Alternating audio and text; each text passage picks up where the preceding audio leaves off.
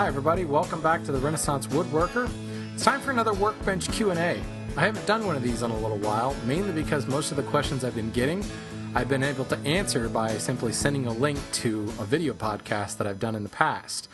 But I got an interesting email from Joe the other day, and really he was looking for my input on the Graz planes that are available at Woodcraft. They actually offer a number 3, number 4, and a number 7, and you could actually get all three of those for about $90. I haven't looked at these planes in a very long time, and I was actually shocked at that price tag. I can tell you, it's been a long time since I've worked with them, but my initial reaction to these planes is to run away the other direction really, really fast. So that's part of the email, but what was interesting to me is some of the other questions kind of implicit in his email, and I'll kind of paraphrase what he said to me. He was watching the free preview of Lesson 1 of the Hand Tool School, and as I went through the list of tools that I would be working with in Semester 1, he said, "You mentioned 3 planes, and you used names that I'm not familiar with, except the jointer, which I understand is commonly called the number 7. I was specifically looking at some planes on Woodcraft," and he links to those Graz planes. "They are the Graz planes, and I could get a 3, 4, 7, and a 7 for $90. I understand the concepts of flattening bottoms of planes and the scary sharp method of sharpening blades, and I'm looking for a setup that would replace a thickness planer and jointer, 2 power tools that I'm missing and do not have the money to buy, but I don't want to just throw away $90 either." He finishes with just a short PS and says, "I am, to be honest, I'm a power tool guy. And if I have a power tool that will do it, I'm going to reach for that power tool. But, I'm open to using hand tools some of the time." So already Joe is kind of a self-confessed power tool guy and just wondering how he can possibly get a plane setup that would help him eliminate the need for a joiner and planer. And, that raises a few eyebrows here. So, Joe, as a self-confessed power tool guy, I question whether choosing the hand plane route for milling is really your best bet. For the most part, this is like the milling side of things is when the power tool guys kind of laugh at me and say, "You're out of your mind. Just run that through a thickness planer or run it across the joiner. What are you doing with those hand planes?" It's hard work. Milling by hand is definitely hard work. There's a learning curve that comes with it too, to get really flat, square, and parallel faces. And I think this is kind of the fundamental of good woodwork, of good joinery, is having good flat boards to start with. So, I think you need to think carefully about whether or not going the hand route as a power tool guy is the best bet.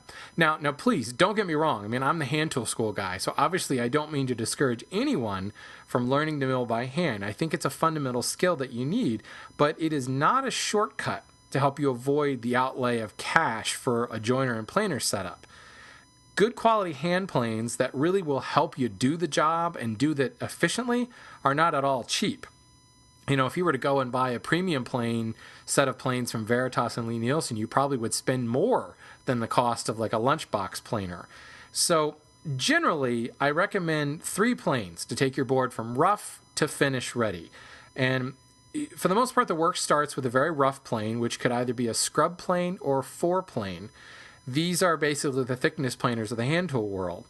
They both have a very wide open mouth and a heavily curved or cambered iron that scoops out the wood to take a 1/16 or 1/8 inch thick shaving. The scrub plane is much, much smaller. It's around 9 to 10 inches long. It's got a narrower blade. And, it's more of a European tool. It has its use, but really for most furniture making and furniture-sized parts, the 4 plane is probably the plane that I would recommend. It's often comparable in size to about a number 5 or a number 6, has a sole of around 15 to 18 inches long and a wider blade. Usually we don't camber the iron as radically as we would a scrub plane. So really, I think the longer sole is going to be more efficient at helping you to quickly flatten longer furniture-sized boards. Regardless whether you use a 4 plane or a scrub plane, these planes do not have to be finely tuned. A flat sole is really the least of your worries, and frankly, the wider the mouth, the better. But a stout iron is really kind of necessary, because with a huge shaving comes a lot of vibration, and a thicker iron is going to really help you with that. So, my recommendation here, if you want to replace a thickness planer, you probably should have a 4-plane. And because you don't really need to worry about the caliber or flatness of the sole, go and buy vintage. Grab yourself a vintage jack plane, a Stanley No. 5. They usually can be had for a song because there were so many of them made. Or grab yourself an old wooden plane. Don't spend a lot of money on this plane no matter what you do. Get a plane that's going to have all the parts and it's going to work. Don't even really worry about flattening the sole. Maybe remove the rust, sharpen up the iron, camber the iron, and go to work. Now, the thinner irons that are often prominent in these vintage tools, as I said, will give you some problems. So if you really wanted to kind of soup up that 4-plane, go and get yourself a modern day iron. Go to somebody like Ron Hawk at hawktools.com and get yourself an iron for a No. 5, No. 6. I believe Ron sells those in the $30 to $40 range. So, right off the bat, you could get a scrub / 4-plane, we'll just call it the thicknessing plane, for probably, $50. I think it's possible to find a No. 5 or an old wooden plane for like $20 at flea markets or on eBay.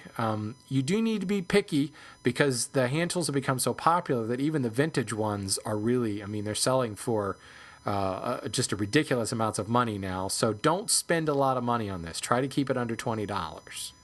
Next in the flattening process comes the joiner plane, or the No. 7 or the No. 8. This is a long plane, comes in around 22 to 24 inches long, and it's set to take a medium thickness shaving. I think the issue here is too many people try to take thin, wispy shavings with this.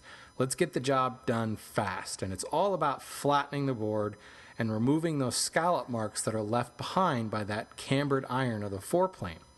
The joiner plane requires really a flat sole, a tighter mouth, and a finely sharpened iron. These planes really should also, or could also, be used to straighten the edges of your boards and kind of make them dead flat before gluing up a panel.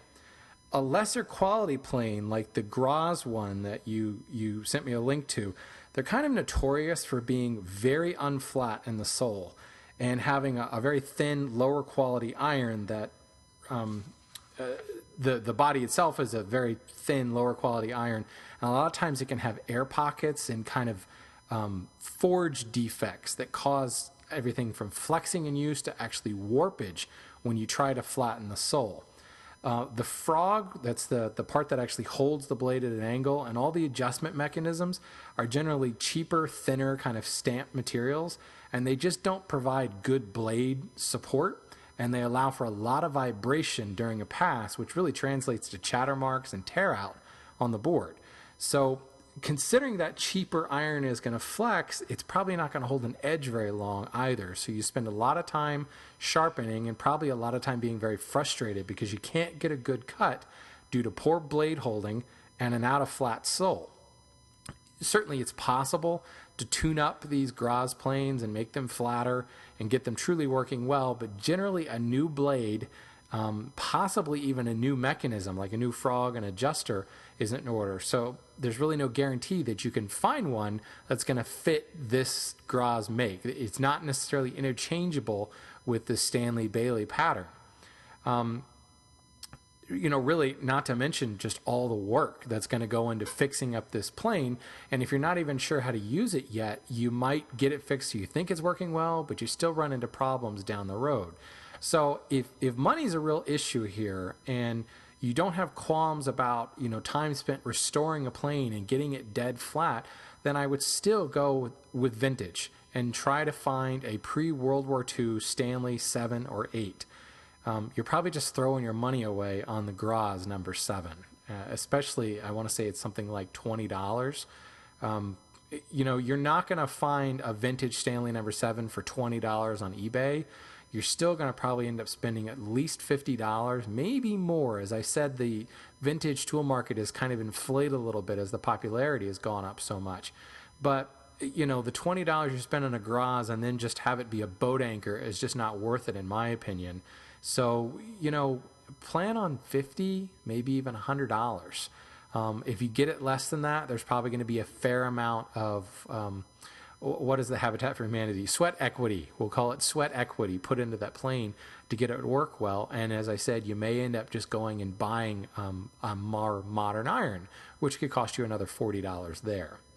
So really the last step is once the board is flat and true, the smoothing plane is used to get it ready for finish. This is really kind of the sandpaper of the hand plane world. The smoother is a highly tuned plane with an absolute dead flat sole, usually flat within a thousandth of an inch, a very, very tight mouth, a finely honed iron with a very close set chip breaker, and a rock solid bedding for the iron. The plane's job is to remove the tear out and any plane tracks from the previous steps. Really, the next step after this is applying finish. So the surface the smoothing plane leaves should be immaculate. I would basically run away as fast as you can from a Graz plane here. And again, go with a vintage plane if you're looking to save some money. You know, if you bought a new premium plane, you could easily spend several $100s.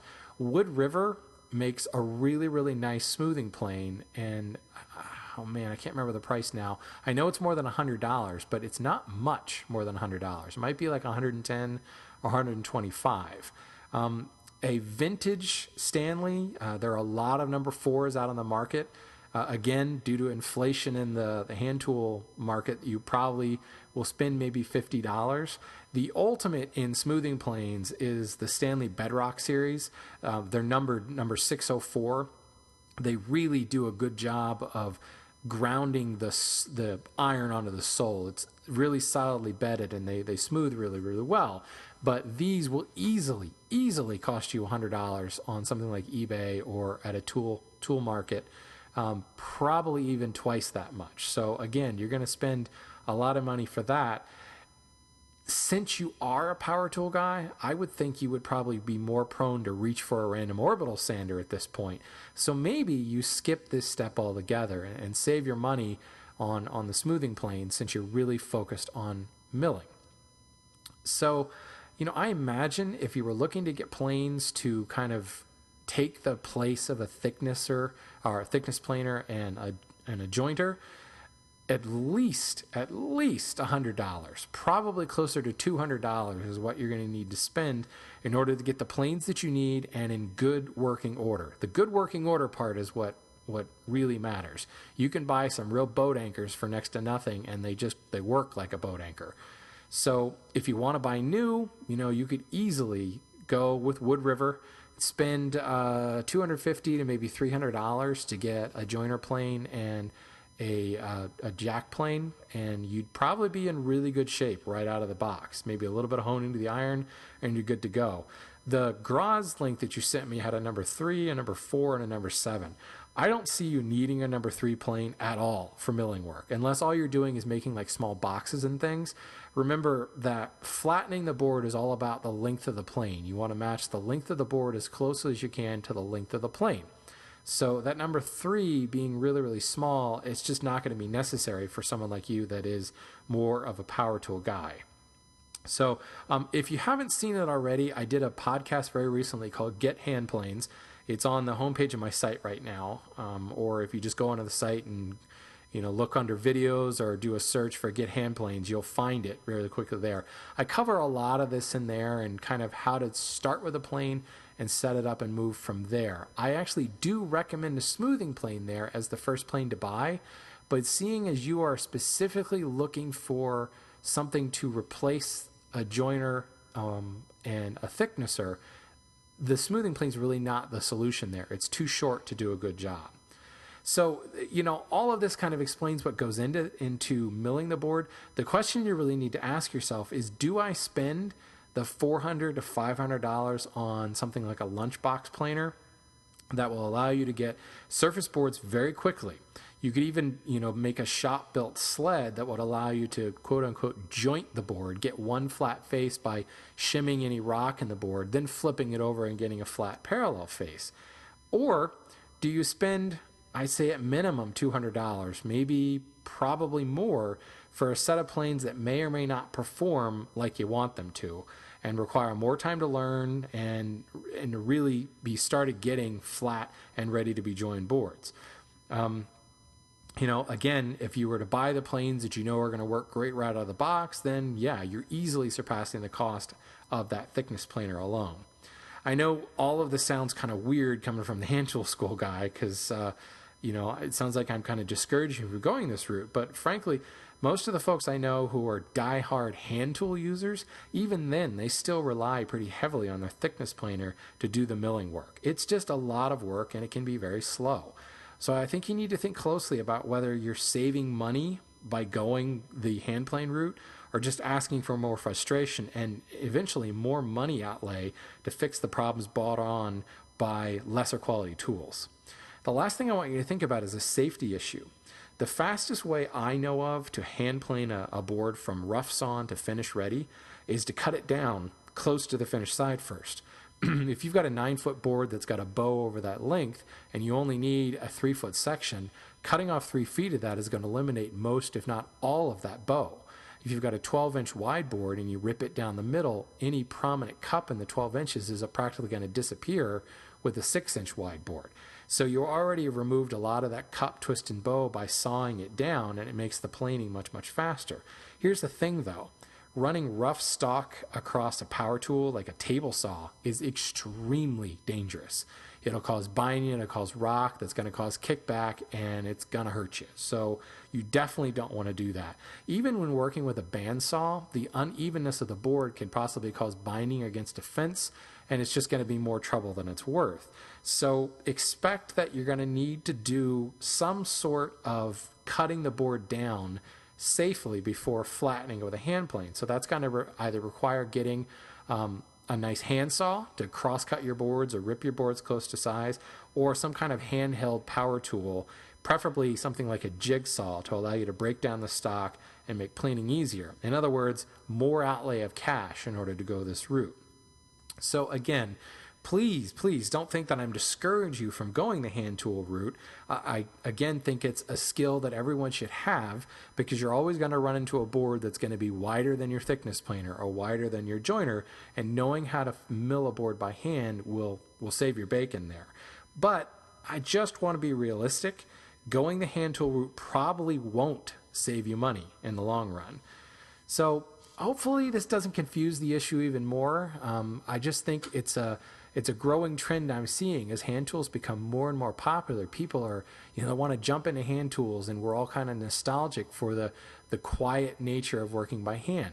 There's something to be said for that. But if you're already kind of a power tool guy, you may just end up getting frustrated in the long run, and there's nothing that really is going to take the place of a good quality lunchbox thickness planer. Certainly a bigger planer is great, but then you're talking about even more cash. So think about this. Think about what it's going to cost you to go one route over the other, and what is it ultimately your goal here. As a hobbyist woodworker, I really, really enjoy the journey, and I don't mind the time that it takes to mill a board. I kind of move into a zen state, if you will, and it takes me a long time to mill out stock. And really, you don't get that much faster the more experienced you get milling boards. What you find is that you're just going to get tired of it, and you're going to wish you had that thickness planer. If nothing else, the thickness planer can remove the bulk of the rough sawn material, and then you can go back and hit it with a more finely tuned plane. Even then, you're talking about a fair amount of cash outlay. So I don't, unfortunately, think there really is a money shortcut here. So I hope that helps. And for those of you listening, I'd love to hear your feedback on this. What kind of cash did it take you to get into a good solution that will allow you to mill your boards flat and square on all 4 sides or all 6 sides? Thanks for listening, guys, and we'll see you next time.